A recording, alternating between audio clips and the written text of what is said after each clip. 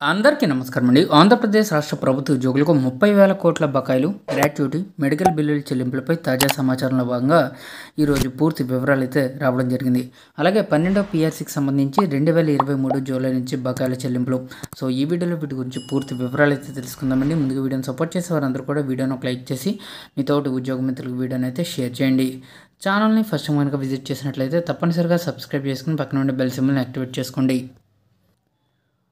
ఆంధ్రప్రదేశ్ రాష్ట్ర ప్రభుత్వ ఉద్యోగులపై చిన్న చూపు ఎందుకు అని చెప్పేసి ఉద్యోగ పెన్షనర్లు డిమాండ్లు అయితే చేస్తున్నారు. 4 డిఏలు ఐఆర్ ఇవ్వాల్సింది, పీఆర్సీ ఊసేలేదు, 30,000 కోట్ల బకాయిలు చెల్లించాలి. రాష్ట్ర వ్యాప్తంగా ఆవేదనతో ఉద్యోగులు అయితే ఉన్నారు. ప్రభుత్వ ఉద్యోగులకు న్యాయబద్ధంగా రావాల్సినటువంటి 30,000 కోట్ల బకాయిలు, పెండింగ్లో ఉన్నటువంటి 4 డిఏలు, మధ్యంతర వృత్తి ఎప్పుడిస్తారని రాష్ట్ర రెవెన్యూ అసోసియేషన్ అధ్యక్షుడు Bopparaju Venkateswarlu, APJC Amaravati associate secretary Palisetti Damodar ప్రభుత్వాన్ని నిలదీశారు. సీఎం చంద్రబాబు ఉద్యోగుల పట్ల ఎందుకు చిన్నచూపు చూస్తున్నారో అర్థం కావడం లేదన్నారు. శనివారం ఏలూరులో రెవెన్యూ అసోసియేషన్ నాయకుడు తోట సుధాకర్ కాంస్య విగ్రహావిష్కరణ కార్యక్రమంలో వారు పాల్గొన్నారు.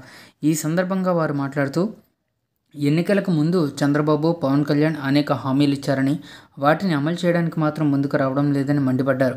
ఇక పీఆర్సీ వేస్తామని చెప్పి ఇప్పుడు దాన్ని ఊసే ఎత్తడం లేదన్నారు. అలాగే దశల వారీగా బకాయిలు ఇస్తామన్నారు, అది లేదని చెప్పారు. ఇక ఉద్యోగుల పట్ల కూటమి నాయకులకు ఎందుకు చిన్న చూపని వారు ప్రశ్నించడం జరిగింది. ఇక ఉద్యోగులు కోరుకున్నటువంటి 12వ పీఆర్సీ 2023 జూలైలో వేయాల్సి ఉన్న ఇప్పటి వరకు పీఆర్సీ కమిటీ వేయలేదని చెప్పేసి ఆవేదన వ్యక్తం చేశారు. ప్రస్తుతం 4 డిఏలు పెండింగ్లో ఉన్నాయని, అవి కూడా రిలీజ్ ఇవ్వాలని, విడుదల చేయాలని, జనవరి వస్తే 5 డిఏలు ఇవ్వాల్సి ఉంటుందని చెప్పారు. ఈ దసరాకు 1 డిఏ అయినా సరే ప్రభుత్వం ఇస్తుందని ఉద్యోగులు ఆశగా ఎదురు చూస్తున్నారన్నారు.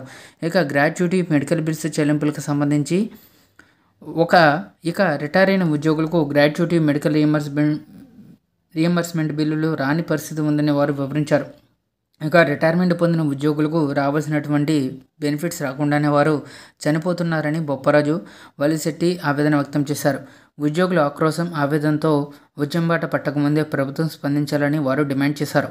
ప్రభుత్వం స్పందించి దసరాకి ఉద్యోగుల బకాయిలు ఇవ్వాలన్నారు.